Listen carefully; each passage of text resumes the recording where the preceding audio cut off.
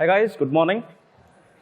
So today we are going to talk about when and how to hire a VP of sales. And I'm personally super excited and passionate about this particular topic because I have failed as a founder at Zeni just in this particular department. And I have hired at least 10 VPs and CXOs and raised more than $70 million. And this is my third startup. And if I can fail, I think a lot of you have the potential of doing the same. So what we wanted to do today is share some real world lessons and painful stories and stats of how we ended up hiring Megan and building an extremely high velocity, successful sales team at Zeni. So I hope you guys enjoy the talk. Hello, everybody. I'm Megan Prince. I am our Vice President of Sales over at Zeni. And obviously, this is Swapnil Shinde, our CEO. So what Zeni does is we do automated bookkeeping and accounting specifically for startups in the tech space. So what we do is we're an all-in-one platform, easy to use with your FinOps operations. So with hiring your first VP of sales, what we'll talk through today is when and where to hire your first VP. And then one thing that we will be noting today is that your first sales rep, typically your first hire, should not actually be a VP of sales. So Swapnil will be walking you through that here. Yeah, your first sales leader should be a founder. And there are several advantages of doing that, and this is especially true for technology founders. Technology founders, whenever they want to increase their revenues and build a sales team, their natural inclination is to go hire a VP of sales and offload that part. But it's very important for you to be the sales leader yourself, because if you do, there are several lessons that actually you can learn. As founders, when you start pitching to your customers, you will exactly know what they want. What are their pain points? What are the aha moments? You can test pricing with them. You can actually figure out if your sales script is working or not. And after every demo, you can actually fine-tune your sales script to a point where you can actually create a winning sales script based on the demos that you're doing. And a lot of founders have an excuse that, oh, I'm not a sales guy, I'm a product guy, I'm a tech guy, how can I sell? All you have to do is use the same sales pitch that you use with your VC. You have convinced a VC, so you can convince anyone else, and it works like magic.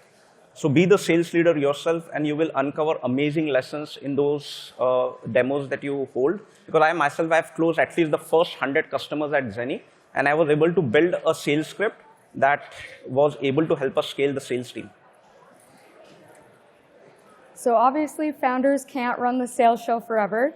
So after you've sold your first 100, like Swapnil over here, you're well on your way. You have some type of go-to-market strategy in place. There's product market fit. You've won over customers, and you should have that sales playbook ready to go. Once again, this doesn't mean that you're ready for a vice president of sales.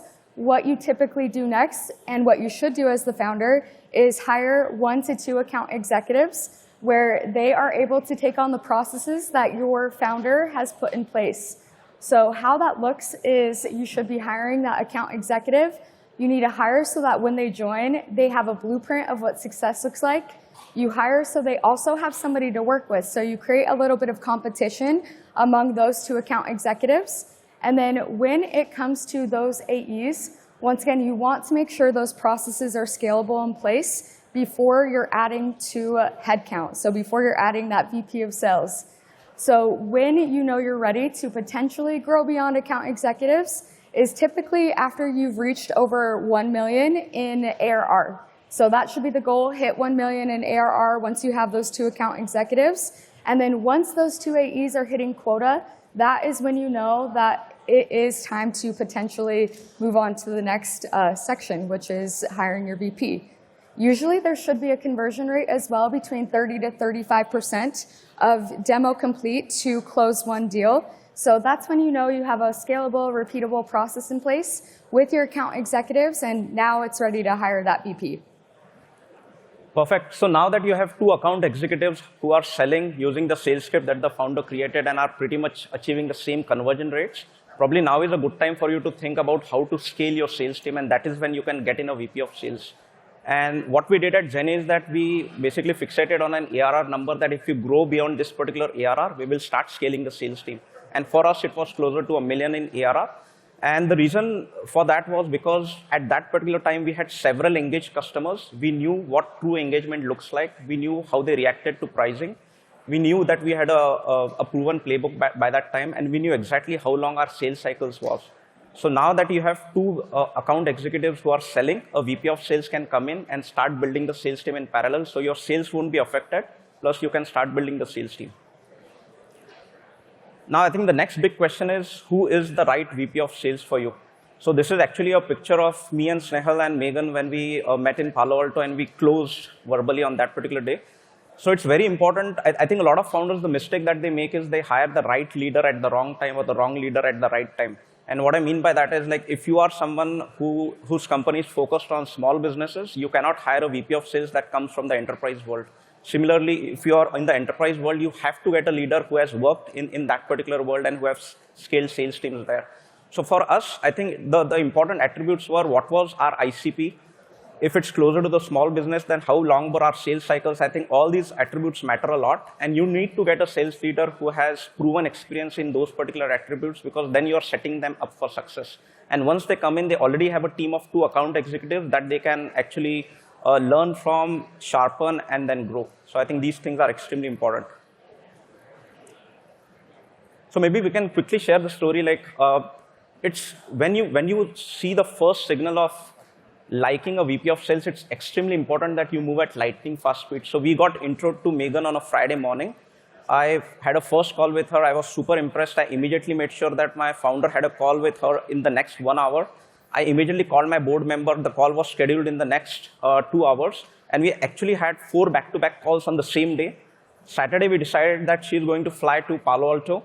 On Sunday, we actually had lunch and we verbally shook hands. And this was in spite of she having 3 offers and she was going to join someone else on Monday. So it's extremely important that you move at lightning fast speed, because that mindset is what you need to build a winning team.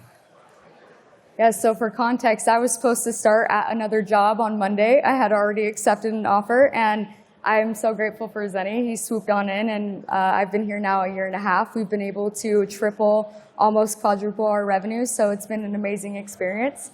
But like Swapnil was saying, so key takeaways from the session is that it should be founder-led originally. In order to practice what you preach, you need to be able to set the tone for your account executives that you hire. You need to then, once again, hire that 1 to 2 account executives so they have the ability to compete among each other. And then once you have that scalable playbook, that is, once again, when you should be able to go for your first VP of sales. So what that VP of sales will do is they should come in, they should be willing to roll up their sleeves, work with the team with them. They should be able to expand the team, hire, recruit the best of the best talent, obviously improve your sales playbook.